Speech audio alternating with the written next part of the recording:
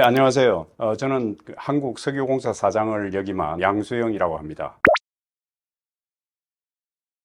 러시아와 우크라이나 전쟁 전인 2020년 5월 대비 전쟁 발발 이후인 2022년 8월 평균 유럽 가스 가격이 무려 50배 상승했습니다. 수급 상황에 따라 물자의 가격이 요동치기는 하지만 다른 물자의 경우 공급이 모자란다고 해도 가격이 50배까지 치솟진 않죠. 그만큼 천연가스는 없어서는 안 되는 가장 중요한 물자 자원인 겁니다. 액체 상태인 석유는 유조선을 통해 아무데나 공급할 수 있으므로 지역에 따른 가격 차이는 없고 유종에 따른 가격 차이만 있습니다. 그런데 기체 상태인 천연가스는 장거리 가스관이 필요하거나 액체 상태인 LNG로 만들어야 합니다. 세계 가스 시장은 캐나다와 미국의 천연가스를 가스관을 통해 공급받는 북미 시장, 주로 가스관을 통해 러시아와 알제리 등으로부터 공급받는 유럽 시장, 그리고 LNG로 공급받는 아시아 시장이 있습니다. 유럽의 경우 러시아를 비롯하여 알제리와 노르웨이 등으로부터 가스관을 통해 공급받는 게 대부분이었는데 러우 전쟁을 계기로 유럽 시장의 40%를 차지하던 러시아 가스가 급격히 줄어들어 유럽이 그야말로 극심한 혼란을 겪게 되었죠. 다행히 2022년 유럽의 겨울 날씨가 그렇게 춥지 않았고 대체 에너지원인 LNG 수입을 서둘러 당초 예상처럼 엄청난 에너지 대란이 일어나지는 않았지만 에너지의 중요성을 절실히 느끼는 계기가 되었습니다. 미국이 석유와 함께 천연가스도 세계 최대 생산국이 되었습니다. 또한 천연가스를 액화하여 수출하기 시작하여 미국이 카타르를 제치고 2023년 LNG 세계 최대 수출국으로 등극했습니다. 셰일 혁명이 일어나기 이전에 미국의 가스 소비가 계속 늘어나서 LNG를 수입하기로 하고 텍사스의 프리포트라는 항구에 LNG 인수기지 건설을 추진 중이었습니다. 그런데 셰일가스 생산이 늘어나고 수출까지 할 수 있게 되어 당초 LNG 수입 터미널로 활용하려 했던 부지를 LNG 수출 터미널로 바꾸는 상황까지 벌어졌습니다. 미국 셰일가스 만드는 LNG가 유럽으로 대폭 수출되고 아시아 시장까지 진출하게 되었습니다. 아시아 시장으로 오려면 파나마 운하를 거쳐 태평양을 건너와야 하므로 수송비가 많이 들지만 그동안 아시아 시장의 LNG 가격이 워낙 높아 중동이나 호주에 오는 LNG 가격에 비해 미국산 LNG 가격이 그리 많이 높지는 않습니다. 그리고 LNG 계약이 대부분 장기 공급 계약인데 미국산 LNG는 장기 공급 계약도 있지만 계약 후 바로 공급하는 스팟 거래가 있어 계약의 유연성이 있습니다. 여전히 LNG 시장은 장기 공급 계약이 많지만 앞으로 LNG 공급이 대폭 늘어나면 LNG도 석유와 같이 스팟 거래가 활성화되리라 예상됩니다. 지금 알래스카 LNG가 요즘 화제가 되고 있죠. 일부에서는 트럼프가 미국의 엑슨모빌 같은 큰 회사도 경제성이 없어 빠져나간 사업을 한국에 억지로 강요한다 이렇게 조금 불편한 얘기들을 하는데 제가 보기에는 미국 알래스카 LNG 사업은 우리에게 아주 좋은 기회입니다. 미국의 그 엑슨모빌이 이 사업에서 빠져나간 이유는 그 LNG 사업이 성사되기 위해서는 구매자가 확정이 돼야 되거든요. 그래서 미국 알래스카 LNG 같은 경우는 그 구매자가 바로 동아시아에 있는 한국, 일본, 대만입니다. 그래서 어차피 미국 회사가 투자를 해도 구매자가 확정되지 않으면은 이 사업의 경제성이 없기 때문에 그런 불확실성이 있어서 미국 회사는 빠져나간 거고 한국, 일본, 대만 같은 경우는 LNG를 갖다가 도입을 보장받을 수 있고 또 투자 사업에서 충분히 경제성을 남길 수 있을 거거든요. 그래서 저는 상당히 좋은 기회라고 생각하고 경제성에 대해서는 이 프로젝트가 정부 주도로 하는 프로젝트가 아닙니다. 물론 트럼프나 알래스카 주정부가 많이 나서고 있지만은 금년 1월에 미국의 글렌판이라는 민간회사가 인수를 했어요. 그래서 민간회사가 경제성이 없는데 이 사업을 절대 추진하지 않죠. 그래서 물론 타당성 조사하고 당분간 시간은 좀 들겠지만은 투자하기로 결정한 즉 FID, Final Invest Decision이 내려지면은 그때부터 본격적인 투자가 시작되거든요. 그래서 우리가 경제성이 없어서 투자 쓸데없이 돈을 날릴 때 이런 걱정을 안 해도 되고 FID 이전에는 타당성 조사 비용 정도로 어느 정도만 들어가고 본격적인 투자가 들어갈 시점에는 경제성이 확보될 때 본격적인 투자가 들어갑니다. 그래서 우리 한국 기업들 입장에서 걱정하지 않고 가능하면 적극적으로 참여할 수 있도록 하고 단지 투자비가 워낙 많이 들기 때문에 기업이 단독으로 들어가기 힘들고 한국에 컨소시엄 만들고 또 필요하다면 일본이나 대만과 같이 공동으로 참여하는 방안도 모색해볼 필요가 있겠습니다. 러시아 우크라이나 전쟁으로 인한 가스 대란 이후 그동안 주로 가스관을 통해 천연가스를 공급받던 유럽이 LNG 수입을 대폭 열었습니다. LNG 인수기지를 여러 군데 건설하고 카타르와 미국산 LNG 도입을 적극 추진했습니다. 독일이 탈원전뿐만 아니라 탈석탄을 선언했지만 천연가스 부족으로 인하는 전력 수요를 충당하기 위해 탄소 배출의 주범인 석탄 수요가 급증하기도 했습니다. 유럽의 탈원전 흐름이 있었지만 에너지 사태 후 2022년 7월 유럽 의회가 EU 분류표, 즉 EU 텍소노미에 원전을 녹색 투자에 포함하기로 했습니다. 또한 유럽이 에너지 소비 절약과 효율화를 많이 하고 있었는데 가스 대란 이후 에너지 절약과 효율화를 더욱 강도 높게 추진하고 있습니다. 유럽이 그동안 탄소 감축을 좀 주도적으로 하고 그 탈석탄, 탈원전 흐름이 좀 강했거든요. 그런데 우크라이나 전쟁으로 인해서 분위기가 많이 바뀌었습니다. 천연가스가 얼마나 중요한지를 좀 깨닫게 되고 그다음에 그 원전 없이는 탄소 감축이 좀 무리겠다 이런 판단을 한 거죠. 그래서 지금 대체적인 분위기는 원전으로 회귀하려는 분위기가 많이 있고요. 여전히 유럽은 또 세계 어느 나라들보다 재생에너지를 많이 하고 있습니다. 그렇지만 재생에너지만으로는 탄소 감축 문제를 해결할 수 없겠다, 그런 인식이 유럽에 많이 깔리게 된 거죠.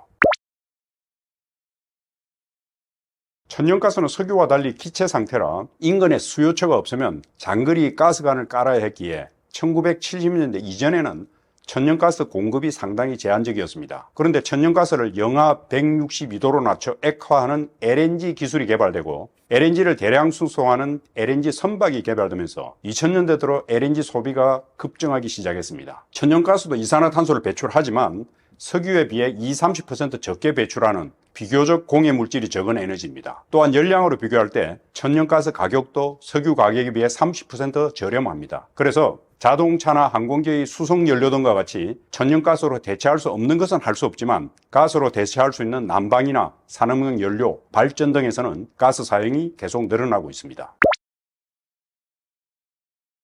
여러 분야에서 가스 사용이 늘고 있지만 특히 전력 생산에서 가스 사용이 늘어나고 있습니다. 재생에너지 중 대세인 풍력이나 태양과 같은 경우 발전 가능한 시간이 제한되어 있습니다. 태양이 비칠 때나 바람이 불 때만 가능하죠. 이를 간헐성 문제라고 그럽니다. 그런데 전력 생산은 지속적으로 되어 가기 때문에 전력을 저장하는 에너지 스토리지 시스템 ESS가 있지만 워낙 가격이 높아 발전소 규모에서는 사용할 수 없습니다. 그래서 재생에너지로 전력을 생산할 수 없는 시간에는 가스 발전으로 전력을 생산합니다. 석탄이나 원자력 같은 기저발전은 껐다 켰다 쉽게 할 수 없으므로 가스 발전만이 그 역할을 할 수 있는 겁니다. 그래서 재생에너지가 늘어나면 가스 발전 또한 늘어날 수밖에 없는 상황입니다. 미래에는 천연가스 수요가 더욱 증가하여 여러 국제기관이 2050년에는 천연가스 수요가 지금보다 30% 이상 증가할 것으로 전망하고 있습니다. 이렇게 천연가스 수요는 증가하고 있는데 천연가스 공급 부족에 대한 우려가 제기되고 있습니다. 국제가스연맹, 가스수출국 포럼, 메이저 회사 쉘 등이 가스 개발에 대한 투자를 대폭 늘리지 않으면 가스 부족 사태가 올 수 있다고 경고하고 있습니다. 미래 에너지 패권에서는 중동의 카타르나 러시아 등 천연가스 강국의 위상이 더욱 높아지리라 생각합니다. 우리가 자연에서 얻어 에너지로 활용하는 것을 1차 에너지라고 하는데 1차 에너지에는 화석에너지인 석유, 천연가스, 석탄이 있으며 화석에너지가 아닌 것으로 재생에너지와 원자력이 있습니다. 1차 에너지의 무려 81%를 차지하는 화석에너지는 이산화탄소를 배출하므로 최대한 줄여야 합니다. 그러므로 탄소 감축을 위해 저탄소 에너지인 재생에너지와 원자력을 늘려야 합니다. 재생에너지는 우리나라와 같이 자원이 없는 국가에서는 모두 수입해야 하는데 재생에너지와 원자력은 자체에서 생산할 수 있는, 즉 에너지 자립도를 높일 수 있는 에너지입니다. 따라서 탄소 감축과 에너지 자립도 향상을 위해서는 둘 다 최대한 늘려야 합니다. 그런데 재생에너지와 원자력은 전기만을 생산하는 에너지입니다. 인류가 사용하는 최종 에너지 중 전기 형태로 사용하는 것은 20%에 불과합니다. 수송연료, 도시가스, 석탄, 석유화학 원료 등 전기 외 에너지가 80%에 달합니다. 재생에너지와 원자력으로 에너지 문제를 해결하겠다 하는데 이는 에너지 상황을 제대로 이해하지 못한 착각에 불과합니다. 전기를 만드는 에너지원으로서 재생에너지와 원자력을 최대한 늘려야겠지만 인류가 필요로 하는 전기 외의 나머지 80% 에너지를 공급하기 위해서는 화석에너지가 꼭 필요하다는 겁니다. 1차 에너지에서 각각의 에너지원이 차지하는 비율을 에너지 믹스라고 하며 전기 생산에서 각각의 에너지원이 차지하는 비율을 전기 믹스라고 합니다. 독일의 재생에너지 비율이 현재 50%이고 2030년에 80%까지 늘리겠다고 하니 독일이 앞으로는 화석에너지를 쓰지 않을 수도 있겠다고 착각하는데 이것은 전력 생산에서의 비율이 80%라는 것이고 독일이 필요로 하는 1차 에너지에서 재생에너지의 비율은 2030년에 여전히 40%에 불과하고 화석에너지가 70%를 차지하는 겁니다. 그래서 전기 믹스와 에너지 믹스 차이점, 그것을 분명히 좀 이해할 필요가 있습니다. 국제에너지기구의 탄소 감축에 대한 시나리오 중 넷제로 시나리오는 2050년까지 이산화탄소를 포함한 온실가스를 제로로 하겠다는 것인데, 이것은 그냥 가상의 시나리오일 뿐입니다. 발표 공약 달성 시나리오는 2016년 파리 협정 이후 전 세계 국가가 온실가스 감축 목표를 약속했는데 이를 모두 실천했을 때의 시나리오입니다. 우리나라는 당초에 2018년 대비 2030년까지 26.3% 감축하기로 한 것을 2022년에 목표를 상향해서 2030년까지 40% 감축하겠다고 발표했습니다. 2030년까지 얼마 남지 않았는데 우리나라가 과연 40% 감축을 달성할 수 있을지 의문입니다. 많은 국가들이 2030년까지 40% 감축하겠다고 했지만 현재까지 추세를 볼 때 2030년까지 전 세계 이산화탄소 배출은 5% 내지 10% 감축될 것으로 전망되고 있습니다. 중국이 재생에너지를 대폭 확대하여 세계 최대의 재생에너지 생산 국가가 되었지만 늘어나는 에너지 수요를 재생에너지로 충당할 수 없어 화석에너지 수요가 계속 늘고 있으며 심지어 탄소 배출의 주범인 석탄 수요도 늘어나고 있습니다. 유럽 국가에서는 에너지 소비가 줄어들고 재생에너지가 늘어나서 탄소 감축이 실현되고 있지만 중국, 인도, 인도네시아 등 아시아 국가의 경제 성장에 따라 에너지 소비가 빠른 속도로 증가하고 있습니다. 재생에너지 확대로는 늘어나는 에너지 수요를 충당할 수 없어 화석에너지 소비가 늘고 이에 따라 탄소 배출이 쉽게 줄지 않고 있습니다. 에너지 정책에 있어 탄소 감축보다 에너지 안보가 항상 우선이기 때문입니다. 재생에너지는 지리적, 기후적 조건이 양호한 국가에서는 저렴하게 생산할 수 있지만 우리나라와 같이 여건이 좋지 않은 국가에서는 국가의 지원이 있어야만 경제성을 가질 수 있습니다. 우리나라도 재생에너지 하기에 여건이 나쁘지 않다고 항변하는 분들이 있습니다. 지난 수년간 재생에너지를 대폭 확대하려고 애썼지만 결국 경제성 문제로 기업들이 나서지는 않고 지자체 주도하에 소규모 사업만 계속 늘어난 거죠. 기업 입장에서는 정부가 재생에너지 지원 정책을 지속하리라는 믿음이 없기 때문에 투자를 할 수 없었던 것입니다. 실제로 정권이 교체되고 나서 태양광 산업에 대한 지원이 줄어들어 태양광에 투자했던 수많은 소규모 사업자들이 어려움을 겪고 있는 실정입니다. 우리나라와 같이 재생에너지 여건이 좋지 않은 국가에서는 에너지 정책의 지속 가능성이 사업 추진의 큰 리스크 중의 하나입니다. 재생에너지의 또 하나의 중요한 제약점은 가능성과 경직성입니다. 전력 생산이 지속적이지 못하고 필요할 때 전력을 생산할 수 없는 거죠. 전기 저장 시스템 ESS는 가격이 비싸 발전소급 규모에서는 할 수 없고 재생에너지로 생산한 전기를 국가 전력 계통에 연결해야만 합니다. 그런데 우리나라와 같이 단일 전력 계통인 국가에서는 재생에너지 전기가 대폭 늘어나면 전력계통 안정성에 문제가 생깁니다. 재생에너지를 강조하는 분들이 유럽의 재생에너지 확대를 예를 드는데 유럽은 유럽 전체 전력망이 연결되어 있고 수력, 원자력, 천연가스, 재생에너지 등 여러 국가에서 다양한 전력원으로 전력을 생산하여 전력 계통에 공급하므로 안정성에 문제가 발생하지 않습니다. 게다가 유럽은 경도상으로 넓게 분포하고 있어 스페인과 그리스가 서로 다른 시간대에 태양광으로 발전하므로 전력 계통에 부하가 생기지 않습니다. 우리나라가 재생에너지를 확대해야 하지만 전력 계통의 안정을 해치지 않는 범위 내에서만 확대 가능하다는 제약이 있습니다.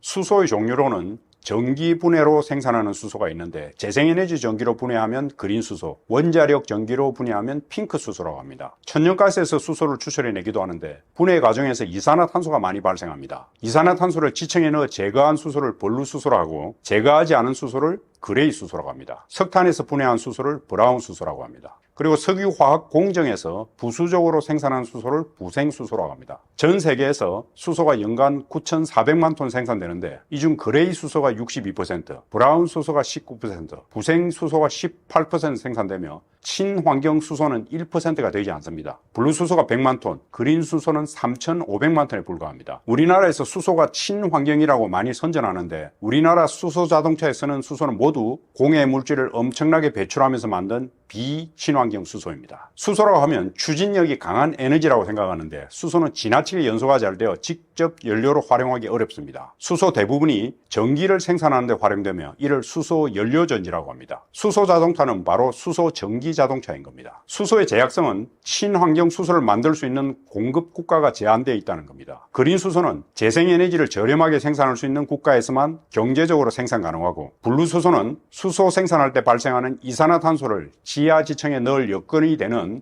산유국에서나 가능한 겁니다. 그리고 이렇게 만든 수소를 수송해야 되는데 수소는 천연가스보다 낮은 영하 253도에서 액화됩니다. 수소 액화는 기술적으로는 가능하지만 수송의 비용이 많이 들고 대량으로 액화 수소를 수송할 수 있는 수송선이 아직 상용화되지 않고 있습니다. 그래서 수소를 질소와 섞어서 암모니아로 만들어 수송하고 있습니다. 그런데 수요처에서 암모니아에서 다시 수소로 분리해야 되는데 이 공정이 쉽지 않고 워낙 비용이 많이 들어 아직은 암모니아에서 수소 추출하는 것은 상용화되지 않고 있습니다. 그래서 수소를 이용해 만드는 암모니아, 즉 블루 암모니아라고 하는데 이를 석탄과 혼합하여 석탄 발전의 연료로 활용하기도 합니다. 이런 제약에도 불구하고 수소 사용이 늘어난 이유는 수소가 전기와 달리 저장과 수송이 가능하기 때문입니다. 재생에너지로 아무리 전기를 많이 생산해도 송전선 없이는 송출이 불가능하며 특히 바다 건너 멀리 있는 국가로 보낼 수가 없습니다. 그래서 호주와 같이 그린 수소와 블루 수소로 수소를 많이 생산할 수 있는 국가가 한국, 일본 등을 대상으로 수소 밸류체인 구성에 매우 적극적으로 나서고 있습니다. 수소가 기술적 한계를 극복하고 앞으로 어느 정도 확대되겠지만 미래의 주 에너지 역할을 할 수는 없습니다. 친환경 에너지에 대해 매우 적극적인 국제에너지기구조차도 2050년 에너지 소비에서 수소가 차지하는 비율이 1% 미만으로 보고 있습니다. 최근에 지하에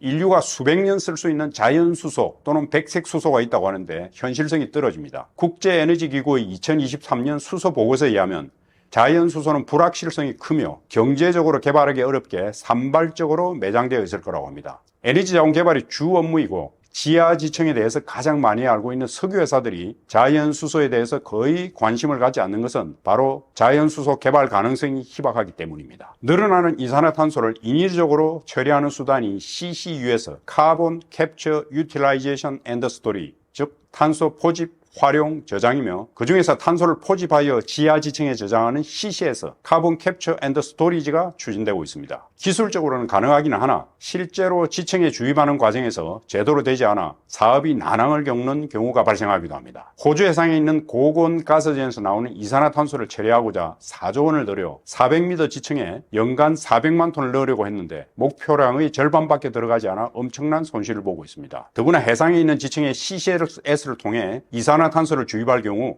해상에 거대한 시설을 설치해야 됩니다. 불확실성이 높은 시설을 위해 해상에 투자비가 많이 드는 해상 구조물을 설치하는 것은 대단히 위험 부담이 높은 것입니다. 우리나라에서도 CCS를 하겠다고 정부 다부처 사업으로 추진하고 있는데 실효성을 냉정히 따져보고 불필요한 국가 예산이 낭비되지 않도록 각별히 유의해야 할 것입니다. 2023년 기준으로 전 세계 이산화탄소 배출량은 378억 톤인데 현재 CCS로 순수하게 지층에 주입하는 이산화탄소는 1000만 톤으로 0.03%에 불과합니다. 2050년까지 1억 톤 정도를 처리할 것으로 예상되는데 이를 달성한다고 해도 전체 배출량의 0.3%에 불과합니다. CCS를 통해 온실가스 문제를 해결하겠다 하는 것은 구호에 그칠 뿐 실효성이 대단히 낮다는 것을 알아야 합니다.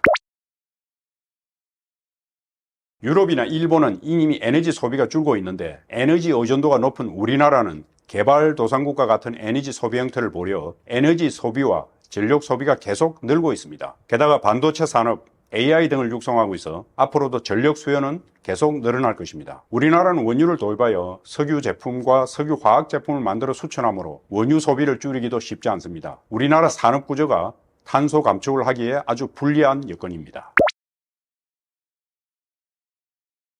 지금 이제 트럼프가 탄소 감축을 좀 무시하고 화석 에너지를 많이 개발하겠다고 하지만 아마 일시적으로는 조금 탄소 감축의 움직임이 조금 꺾일 수는 있습니다. 그렇지만 전 세계적으로 그 지구 온난화에 대한 위험, 이 걱정 때문에 탄소 감축을 하고자 하는 큰 흐름을 바꾸기는 힘들 겁니다. 그래서 우리나라가 이 재생에너지와 관련되는 태양광, 풍력 이런 산업에 좀 더 적극적으로 진출해야 합니다. 그리고 지금은 태양광과 풍력이 중국이 거의 세계 시장을 장악하다시피 하고 있습니다. 그런데 미국이 지금 중국을 많이 견제하고 있기 때문에 우리나라로서는 오히려 좋은 기회가 될 수 있습니다. 특히 그 풍력 쪽에 있어서 특히 해상 풍력 쪽에 연안에는 요즘 이제 풍력이 하기가 좀 쉽지 않아서 해상으로 많이 나가고 있습니다. 그래서 해상 풍력 중에서도 특히 먼 바다에 띄우는 부유식 해상 풍력이 요즘 대세가 되고 있습니다. 우리나라는 조선 사업이나 해양 플랜트 산업이 굉장히 발달해 있죠. 그래서 우리나라 이 해양 플랜트 산업이 부유식 해상 풍력 산업에 적극적으로 진출한다면 이 분야는 이제 막 시작하는 분야이기 때문에 앞으로 세계 시장을 선도적으로 이끌어 나갈 수 있을 것입니다.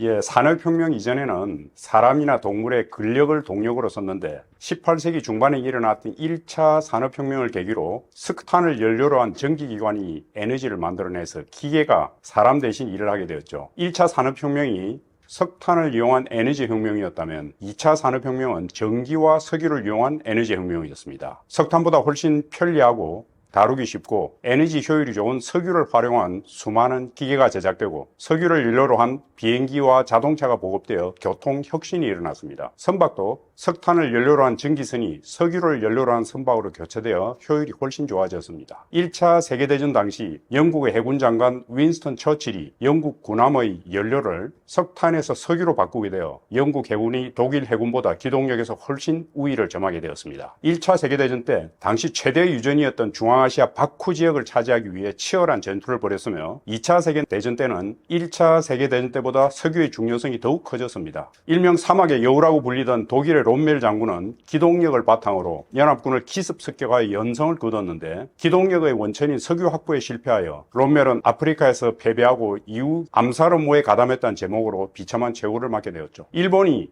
진주만 공격을 시작으로 태평양 전쟁을 일으킨 계기는 바로 일본이 인도네시아 유전을 뺏으려고 그 교두보로 베트남을 침공했으며 이에 미국이 일본의 석유 검수 조치를 취하였기 때문에 진주만 공격을 감행한 것입니다. 2차 세계대전에서 독일과 일본이 패배한 데는 여러 가지 요인이 있지만 전쟁에 꼭 필요한 석유를 충분히 확보하지 못한 것도 중요한 요인 중의 하나였습니다.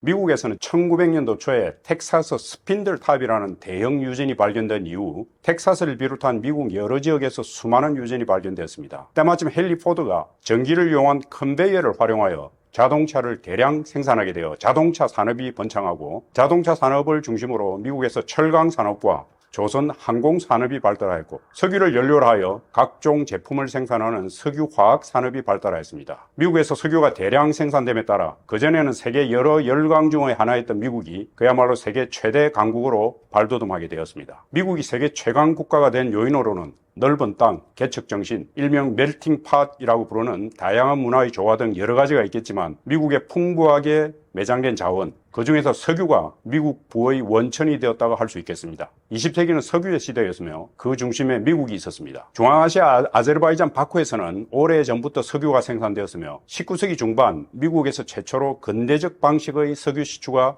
개발된 후 바쿠 지역에서도 이 방식으로 대량의 석유가 생산되었습니다. 바쿠에서 석유가 생산되는 것을 보고 여러 국가가 인근에 있는 중동 지역에 관심을 갖게 되었습니다. 영국, 프랑스, 독일 등 유럽 열강 국가와 미국이 진출하여 활발히 석유 탐사를 했습니다. 1900년도 초에 이란을 필두로 이라크와 쿠웨이트의 대형 유전이 발견되고 사우디아라비아에서 세계 최대의 초대형 유전이 발견되었습니다. 1960년 석유 수출국 기구 오펙이 창설되고 1970년대와 1980년대 중동이 두 차례 석유 파동을 일으켜 유가가 급상승했습니다. 이전에는 사막에서 유목민 생활을 하고 양을 키우고 물고기를 잡아 생계를 유지하던 중동이 세계 경제 대국으로 성장하고 국제 정치에서 막강한 영향력을 발휘하게 되었습니다.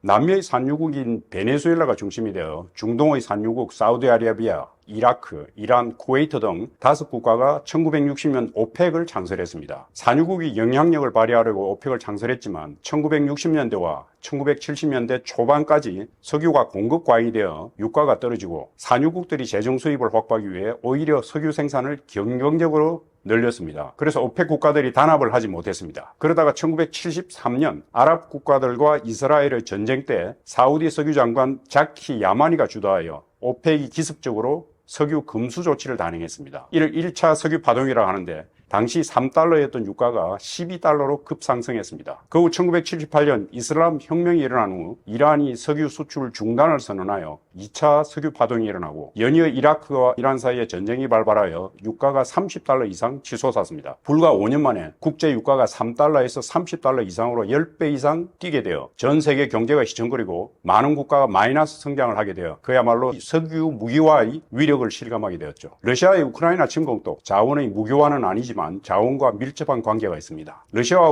우크라이나는 오랜 갈등의 역사를 가지고 있습니다. 소비에트 연방 시절 하나의 국가로 있을 때 가스관을 건설했는데 우크라이나 독립 이후 여러 차례 가스관을 둘러싼 갈등이 일어나고 유럽으로 가는 가스 수출이 중단되어 유럽 공장들이 가동을 멈추기도 했습니다. 그래서 러시아는 우크라이나의 영향에서 벗어나고자 독일과 공동으로 북해를 가로지르는 가스관을 건설하기로 한 거죠. 2011년 노르트 스트림 가스관이 건설되어 2011년부터 이 가스관을 통해 독일을 비롯한 서유럽으로 러시아의 천연가스가 수출되고 이후 노르트 스트림 2 가스관이 건설되어 2022년 완공되었습니다. 이전에 러시아 가스의 80%가 우크라이나를 지나는 시절에는 러시아가 감히 전쟁을 일으킬 생각을 못했지만 유럽으로 가는 가스의 우크라이나 의존도가 크게 줄었다고 생각하여 2014년 크림반도를 합병하고 이어서 돈바스 전쟁을 일으키더니 결국 2022년 2월 우크라이나와의 전면전을 감행한 겁니다. 노르트 스트림 가스관을 위한 러시아의 자신감이 전쟁을 일으키는 모험을 감행하도록 한 거죠.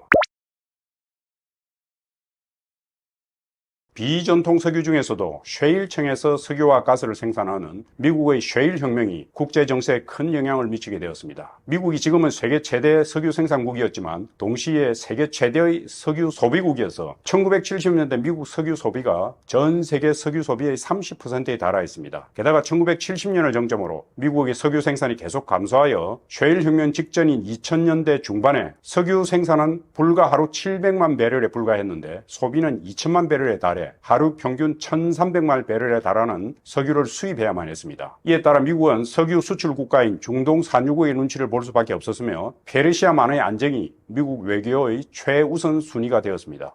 2000년대 초반 미국 경기가 침체하고 산업의 정체로 미국이 다른 선진국에 추월당해 미국 제국의 몰락이라는 표현이 나올 정도였습니다. 그러다가 세율혁명이 일어나서 미국이 그야말로 부활하게 된 거죠. 2000년대 중반부터 미국 석유 생산이 늘어나서 지금은 미국이 세계 최대 석유 생산국이 되었습니다. 2024년 기준으로 미국이 하루 2270만 배럴을 생산하여 1070만 배럴을 생산한 사우디의 2배 이상 석유를 생산했습니다. 한때 저물던 미국의 여러 산업이 저가의 석유 가격에 힘입어 경쟁력을 갖게 되어 미국 경제가 다시 성장하게 된 거죠. 20세기 들어 미국을 세계 최강국으로 만들었던 석유가 21세기 들어 셰일 혁명을 통해 미국을 다시 세계 최강국가로 부활하게 만든 거죠. 비전통 석유로는 셰일에서 생산하는 것 외에 캐나다의 오일 샌드에서 생산하는 석유와 베네수엘라의 초중진류가 있습니다. 베네수엘라는 매우 무겁고 끈적거리는 초증기류가 엄청나게 매장되어 있어 확인 매장량으로는 세계 최대인 국가입니다. 매장량에는 확인 매장량 외에 추정 매장량과 가능 매장량이 있지만 확인 매장량이 있을 가능성이 90% 이상이며 통계적으로 잡히는 매장량입니다. 그런데 베네수엘라는 세계 최대 확인 매장량 보유 국가임에도 불구하고 생산량은 하루 70만 배럴로 미국 생산량의 3%에 불과합니다. 포퓰리즘 정책과 서방 국가의 외교 단절로 많은 비용과 높은 기술을 필요로 하는 초중진류를 제대로 생산하지 못하는 거죠. 캐나다 또한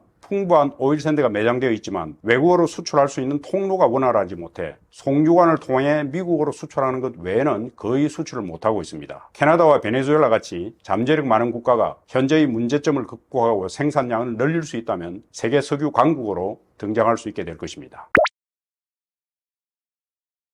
앞으로의 석유의 영향력은 현재 생산량보다 남아있는 매장량에 달려 있습니다. 남아있는 확인 매장량 규모로 미국은 석유가 세계 10위에 그치고 천연가스는 세계 4위지만 매장량 규모로는 러시아의 3분의 1에 불과합니다. 미국이 그래도 앞으로 상당 기간 석유를 많이 생산할 것이어서 중단기적으로는 미국, 러시아, 중동이 석유 패권을 누리겠지만 장기적으로 볼 때 앞으로는 러시아와 중동이 세계 석유 패권을 쥐게 될 것입니다. 그래서 석유를 100% 수입하는 우리나라 입장에서는 러시아와 이란 등 에너지 강국과의 우호 관계를 잘 유지해야 합니다. 러시아가 우크라이나를 침략한 이후 서방의 제재로 사할린 사업에서 유럽과 미국 회사들이 철수했지만 일본은 서방의 압력과 러시아의 철수 요구에도 불구하고 사할린2 프로젝트에 계속 남아 있습니다. 일본 바로 위에 있는 사할린으로부터 LNG를 공급받는 에너지 안보가 무엇보다 일본에게 중요했기 때문입니다.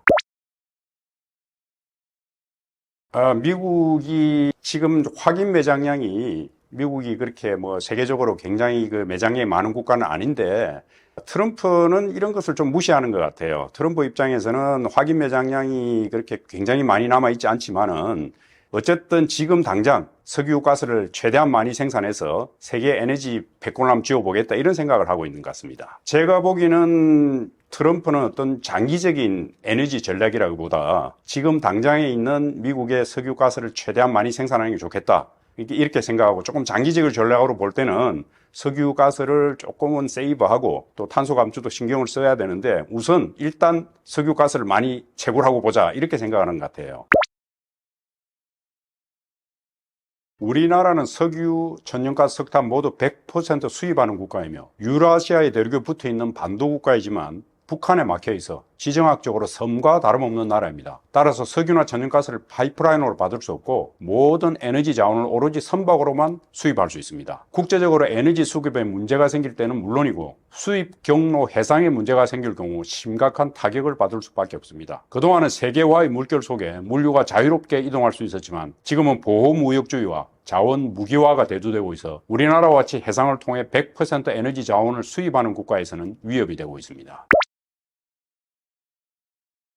재생에너지와 원자력의 공통점은 저탄소 에너지며 에너지 자립도를 높일 수 있는 에너지라는 겁니다. 화석에너지는 수입해야 하지만 재생에너지와 원자력은 한번 설치하면 계속 전력을 생산할 수 있기 때문입니다. 따라서 에너지 안보와 기후위기 대응을 위한 대책은 바로 재생에너지와 원자력을 확대하는 겁니다. 경제성장 측면에서도 장기적으로 천연가스 가격 상승의 위험이 있어 고가의 천연가스 비율을 최대한 줄여야만 전기료 인상 요인을 최소화할 수 있을 것입니다. 비록 우리나라에서 재생에너지로 전력 생산의 비용이 많이 들지만 세계적인 탄소 감축 흐름 속에 RE100이나 탄소 국경 조정세 등을 통한 국제사회의 압박이 계속될 것이므로 장기적인 관점에서 볼 때 재생에너지를 확대하는 것이 미래 비용을 줄일 수 있는 방편이라고 생각합니다.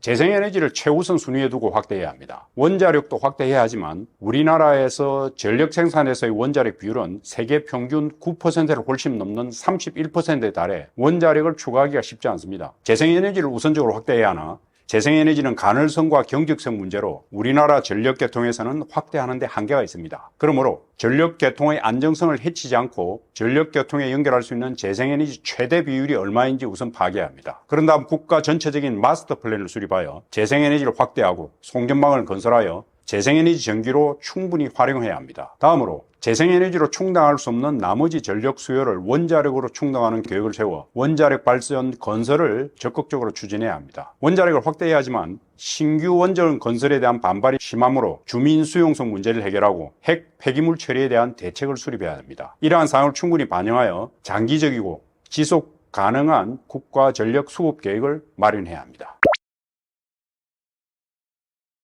미국이 현재 세계 최대 석유 생산국이며 천연가스 생산국이지만 남아있는 매장량으로 볼 때 미국의 에너지 패권이 그리 오래 갈 것 같지 않습니다. 우리나라가 거리를 두고 있는 러시아, 이란, 베네수엘라 같은 국가들이 에너지 잠재력이 많은 국가이므로 이들을 국가를 경원시해서는 안 되며 정부 차원에서 직접적인 우호관계를 유지하기 어렵더라도 민간 기업이 이들 국가에 진출할 수 있도록 정부는 지원을 아끼지 말아야 할 것입니다. 우리나라가 에너지 최빈국이면서 1인당 에너지 소비는 세계 최대인 미국에 버금가는 에너지 과소비국이므로 무엇보다 국민들이 에너지 절약에 힘쓰고 기업은 에너지 효율화를 적극적으로 추진해야 합니다. 정부는 여러 가지로 쉽지 않은 상황이지만 과감히 에너지 요금 현실화를 추진하고 에너지 효율화를 추진할 수 있도록 정책을 수립하고 지원해야 합니다. 무엇보다 우리 국민들이 에너지의 중요성과 다가올 미래에 에너지 수급 불안정이 상황이 올 수 있다는 심각성을 깨달아야 합니다. 한국의 1인당 에너지 소비량이 세계 최대 에너지 소비국인 미국에 버금가며 우리보다 더 잘 사는 영국의 2배 이상입니다. 2배를 훨씬 넘습니다. 그 정도로 우리나라 에너지 소비가 지나치게 많은데, 물론 우리가 에너지를 수입해서도 수출하는 이런 산업적인 영향도 있겠지만 국민 전체적으로 에너지의 어떤 중요성, 에너지 소비의 필요성을 전혀 못 느끼고 있습니다. 그래서 가장 중요한 것은 우리나라 에너지 산업 구조를 개편하기는 쉽지 않습니다. 그래서 무엇보다도 우리 국민 모두, 정부와 국민 모두가 에너지 절약을 해야 된다는 그 필요성을 절실하게 느껴야 됩니다. 그 다음에 유럽 같은 경우는 에너지 소비가 줄고 있는데 그 이유 중에 하나가 기업이 에너지 효율화를 굉장히 적극적으로 하고 있고, 정부가 기업이 에너지 효율화를 할 수 있도록 세제 지원도 하고 자금 지원도 하고 여러 가지 지원 정책을 펴고 있거든요. 그래서 우리나라도 CC에서 이런 정책을 하느라 돈을 쓸 게 아니라 에너지 효율화 쪽으로 국민과 정부 모두 신경을 써서 이 방면을 많이 추진하도록 해야 할 것입니다. 예, 에너지 요금은 사실은 굉장히 민감한 이슈죠. 지금 우리 소상공인들이 굉장히 힘든 상황에서 전기요금, 가스요금이 오르면 더욱더 힘들어져서 사실은 쉽지 않습니다. 그런데 우리나라 에너지 요금이 전 세계에서 제일 싸다고 볼 수 있습니다. 전기요금도 그렇고. 그만큼 에너지 요금을 현실화를 못한 거죠. 제가 이전에 석유공사 사장 재직 시절에 국회 국정감사 때 한국전력분이 우리나라 전기요금이 싼 것이 마치 두부값이 콩값보다 싼 것과 똑같다, 이런 얘기를 한번 한 적이 있습니다. 즉 전기를 만들 수 있는 재료값이 계속 올라가고 있는데 그 재료값이 오른 만큼 전기요금 인상이 반영되지 않은 거죠. 그래서 지난 정권에서 그런 에너지 요금 왜곡 현상이 많이 일어났는데 윤석열 정부 들어서도 마찬가지로 이게 워낙 국민 여론이 안 좋다 보니까 에너지 요금 현실화를 못하고 있습니다. 그럼에도 불구하고 에너지 요금 현실화를 하지 않으면 결국은 그 부담은 미래 세도로 갈 수밖에 없거든요. 그래서 우리가 좀 고통을 감수하고라도 에너지 요금 현실화는 반드시 실천해야 하는 과제라고 생각을 합니다. 에너지는 아까 말씀드린 것처럼 1차 에너지에 석탄, 석유, 천연가스, 재생에너지, 원자력이 있죠. 그런데 석탄, 석유, 천연가스는 화석에너지는 우리가 100% 수입을 하고 재생에너지는 기후적, 지리적 여건이 좋아야 되기 때문에 우리나라가 그렇게 강점을 가지지 않고, 원자력 같은 경우는 우리나라가 물론 원자력 발전을 많이 확대하기는 쉽지 않은 여건입니다. 그런데 우리나라 원자력 기술이 워낙 뛰어나거든요. 그래서 우리나라의 이 원자력에 대한 기술, 이런 것을 앞으로 최대한 활용해서 해외 원자력 발전의 수주에 적극적으로 나서면은 우리나라가 에너지 시장에서도 상당히 중요한 역할을 할 수 있게 된다고 생각을 합니다. 에너지 관련해서 제가 세 가지 중요한 점을 좀 강조하고자 합니다. 우선 첫 번째로, 아까도 여러 번 얘기했지만은 우리나라가 에너지 최빈국이면서 에너지 과소비국입니다. 그래서 에너지 절약과 에너지 효율화를 최우선적으로 삼아야 합니다. 두 번째로, 재생에너지 원자력을 최대한 확대해야 합니다. 탄소 감축과 에너지 자립도를 향상할 수 있는 재생에너지 원자력을 확대해야 되고, 마지막으로 재생에너지 원자력을 아무리 확대해도 21세기에는 여전히 석유와 천연가스가 주 에너지원이 될 것입니다. 그래서 석유와 에너지의 공급 다변화에 힘쓰고 또 자원 개발에 앞으로 적극적으로 나서야 된다고 생각합니다. 감사합니다.